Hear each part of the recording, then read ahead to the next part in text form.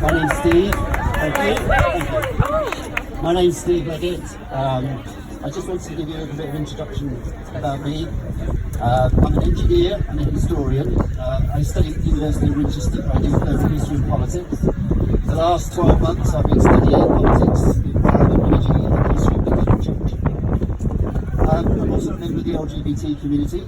I came out in 1992 and I came out to a world of discrimination. So I started to do some campaigning and I became a gay rights activist during the 90s.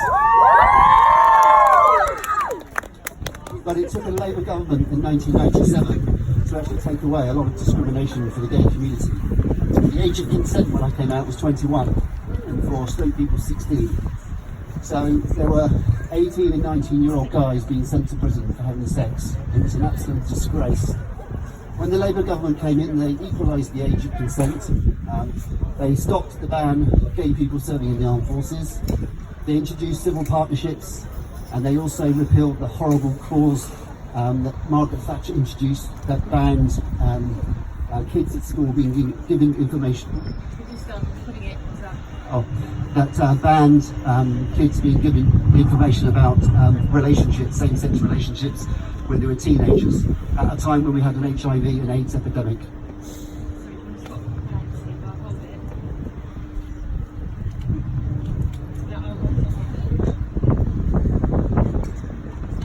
Okay, so I didn't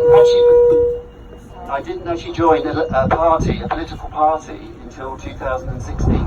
2016 I joined the Labour Party. I've never voted Tory in my entire life and I never will. I decided, I don't know why I did this, but I decided to stand for an election to become a councillor in my ward in Fremantle in 2018, so just under a year ago. I was up against the leader of the Tories here in Southampton, who's been a councillor for 16 years and had a good reputation and had won 4 local elections in a row. And amazingly, I defeated him. Within 6 months of being a councillor, I was invited by the leader to join the cabinet, and I took up the role as a cabinet member for a new portfolio called Green City. We believed that we were lacking something within the council, and so therefore I am now been a cabinet member for the last 6 months. Green City, this includes lots of different things. For example, we launched an energy company last year where all the electricity is 100% green energy from UK wind and solar farm. So we also have other programs like the My Journey campaign about cycling to encourage people to leave their cars at home and to use their bikes. So we brought it together, and what we decided is that we needed to be able to drive it forward. So therefore next week we will launch our Green City Charter, which will make some aggressive promises on reducing pollution targets here in the city.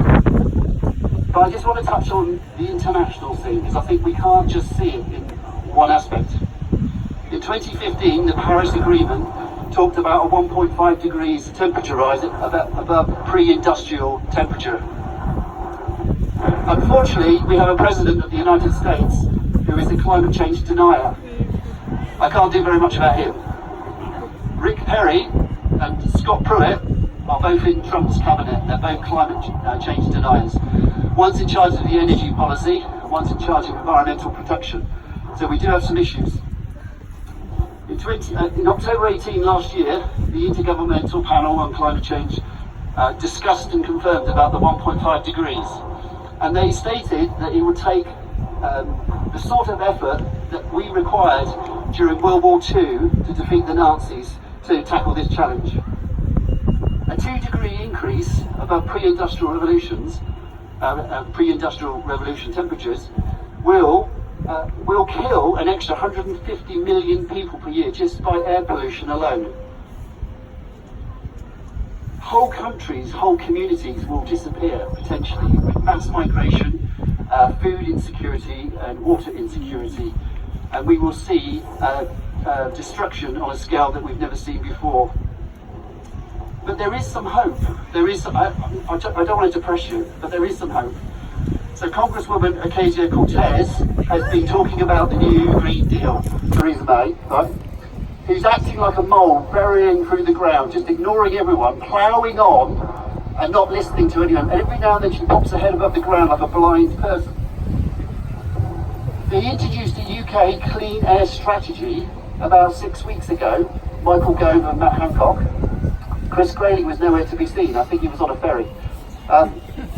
This clean air strategy talked about different aspects on improving air quality, but there was an elephant in the room.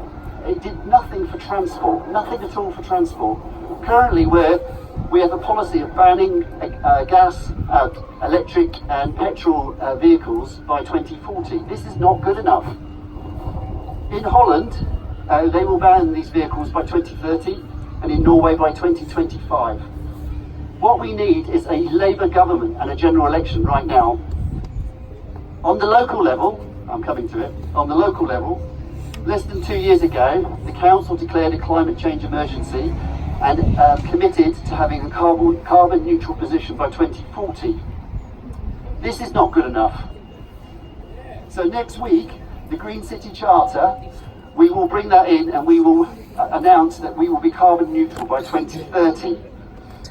These are the buildings that the council own, gas and electric supply, and these are the schools that we are also responsible for. Now, to give you an idea, in Southampton we have 75 schools. 1/3 are academies. It is the government's policy to academise our entire school system if they can. We have no influence over an academy when it becomes an academy. Now, to get to 2030, to get a carbon neutral position, it will cost the council £20 million to do that. That's a lot of money, and in fact we don't have £20 million. The government have cut £136 million from our budget over the last 6 years in the name of austerity. But we are in negotiations and we have advanced discussions to secure 50% of the funding, so we are moving quite quickly with it. So all these cuts that we have faced, during the next 3 years, the council are required to cut another £30 million from their budget. So that shows you the task that we have. So we cannot do this on our own. We need everyone to play their part.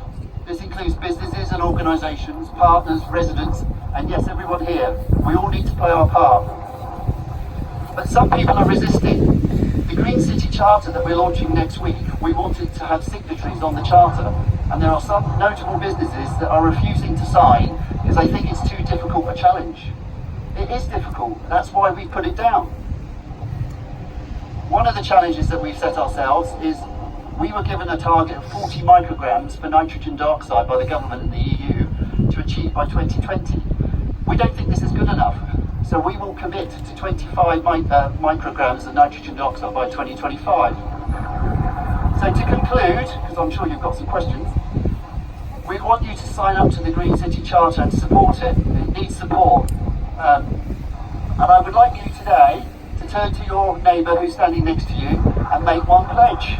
Just make one pledge to the person next to you on what you are going to do for your commitment to reduce your carbon footprint. I want to know what you've got to say. So your commitment, I want you to email it to me. I want to see your commitment. I want to see it in writing. For example, I gave up my car 2 years ago. But I can still do more, whether it's with plastic or, for example, if you like McDonald's, for every Big Mac meal, that's equivalent CO2-wise to half a gallon of petrol CO2 from a car. So maybe not have them every week, maybe once a month. Just reduce it down. So I'd like to just finish to say thanks for listening. I'm glad it hasn't rained, and I'll take any questions.